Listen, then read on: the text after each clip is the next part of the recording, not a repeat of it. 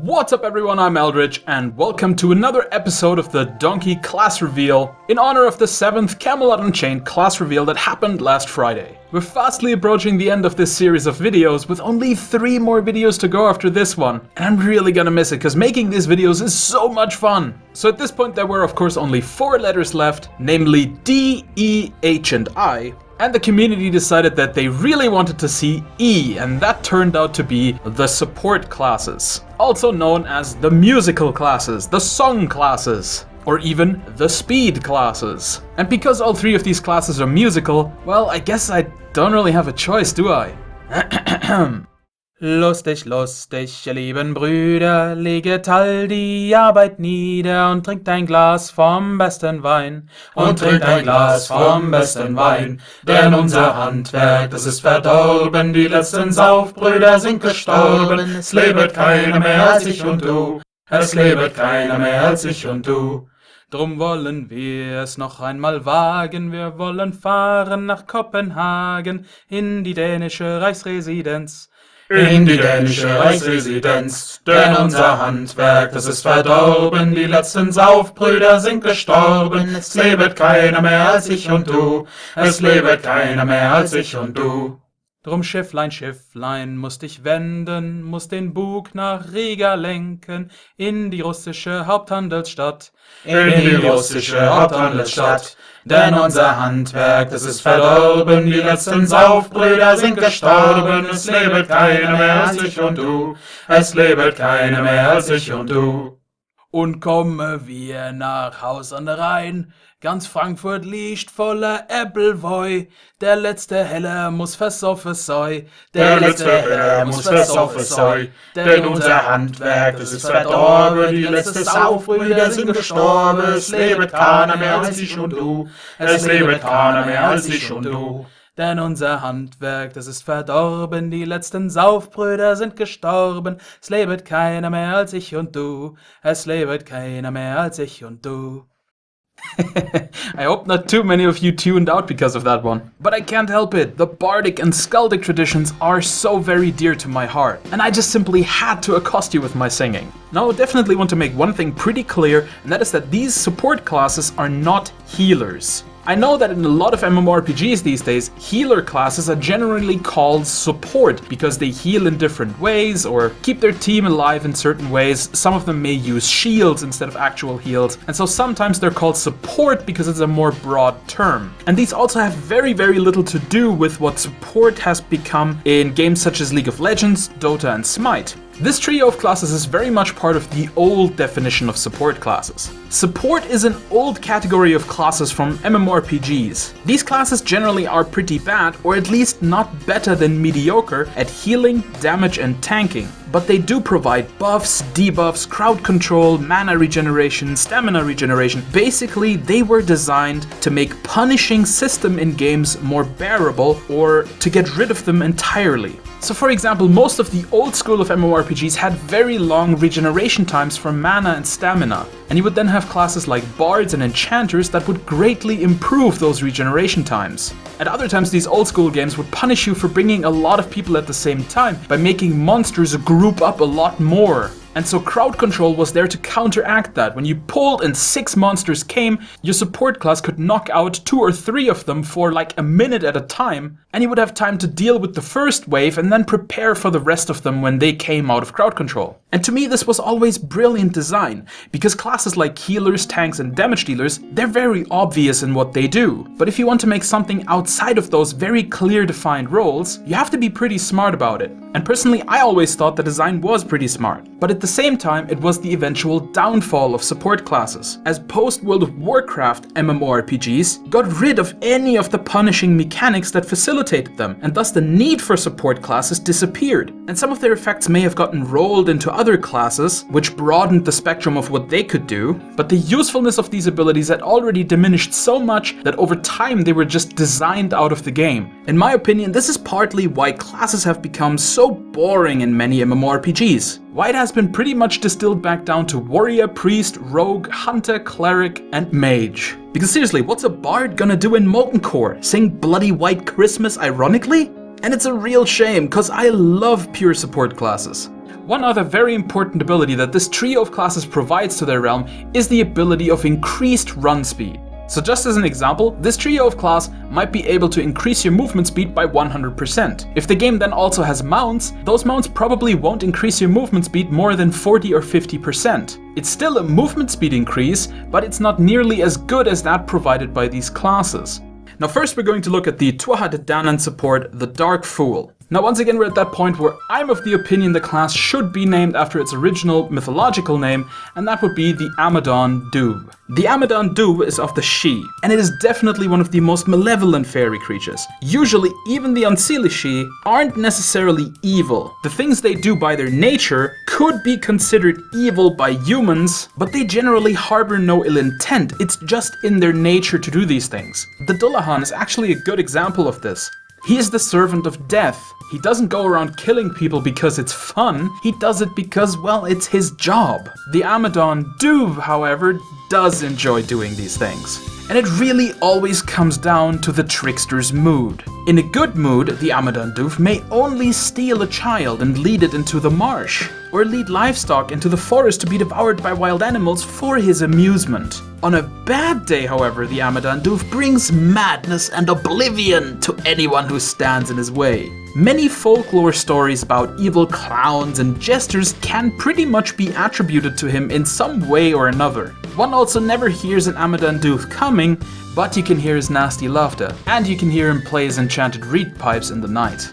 In Camelot Unchained, the Amadon Dubh has the only speed buff that works in combat, but damage taken is greatly increased to balance out this fact. This is actually a little bit deceptive because it's not actually going to be that good for running away. When you run away from an enemy, you generally have them following behind you and still peppering you with ranged attacks, which means you are the one taking the damage, and since you take vastly increased damage while this song runs, you're still not really gonna be able to run away that well, and you're probably gonna lose one or two people on the way. The song is, however, going to be really good for chasing people down.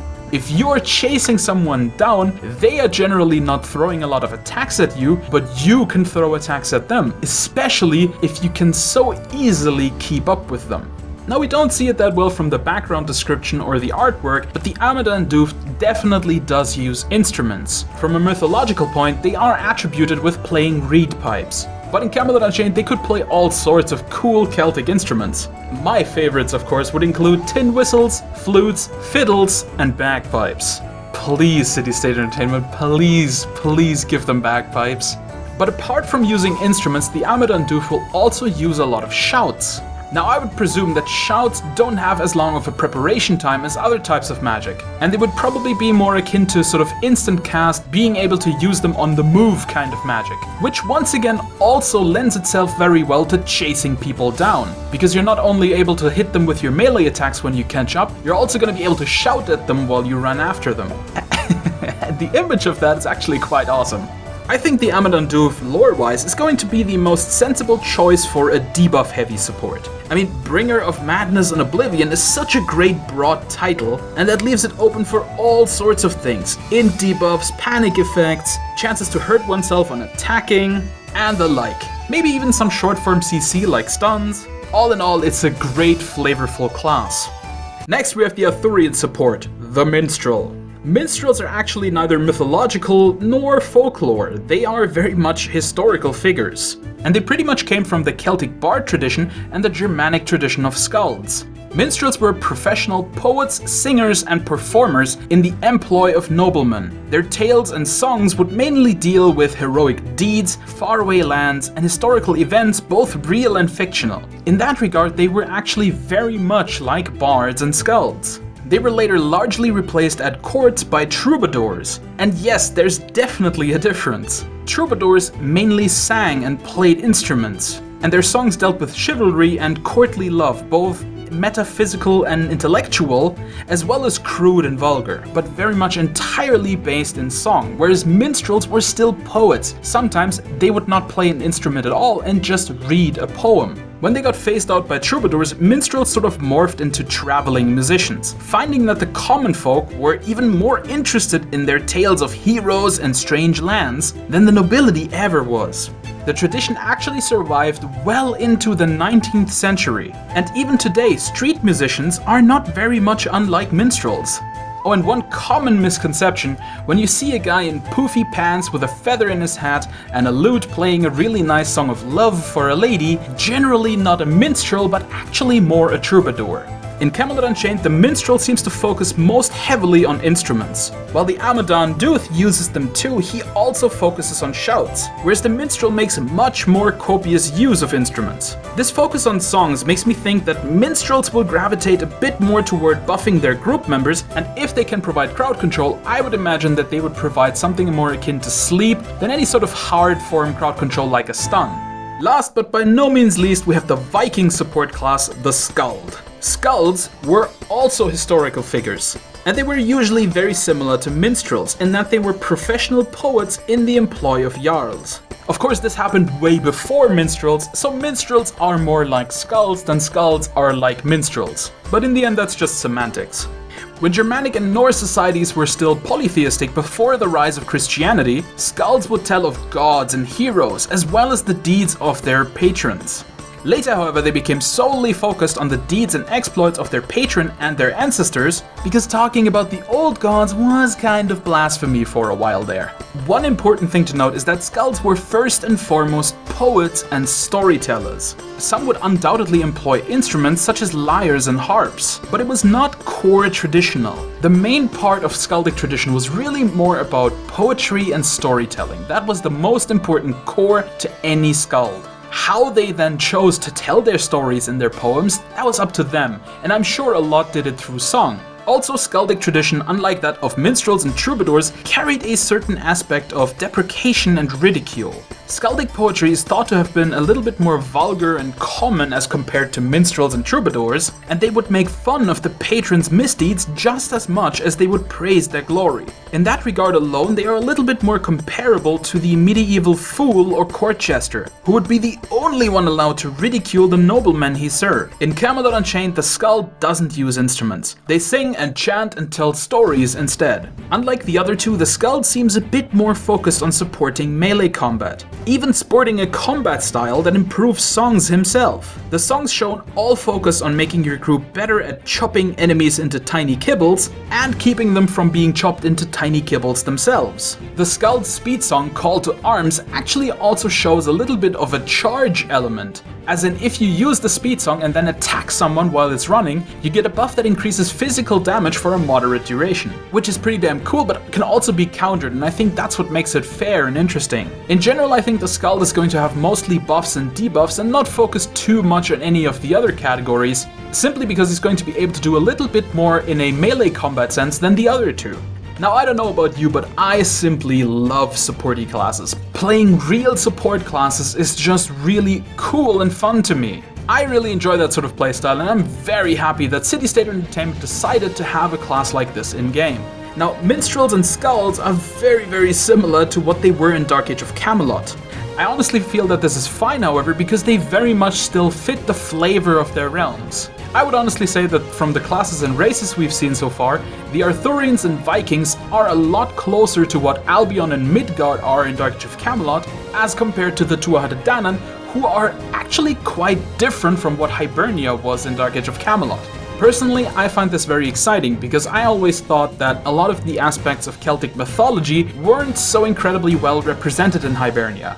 A lot of what made Celtic mythology in Hibernia was pretty much relegated to monsters. So you're always kind of fighting against Celtic mythology, but it never really felt like the classes actually represented Celtic mythology that well. The Tuatha Danann, however, are oozing with Celtic mythology in every aspect. And that is also why I so desperately want the Black Rider and the Dark Fool to be called Dullahan and Amadon Doof, because I do think that it would make the flavor of the realm even more rich. I also know that it's going to piss off a lot of people that the Celtic aspects from the Hibernia faction have pretty much stripped out and replaced by more mythological stuff. The classes and races definitely focus a lot more on the Tuatha Danann and the Sidhe and all of that mythological stuff, and has very little to do with anything in Celtic society.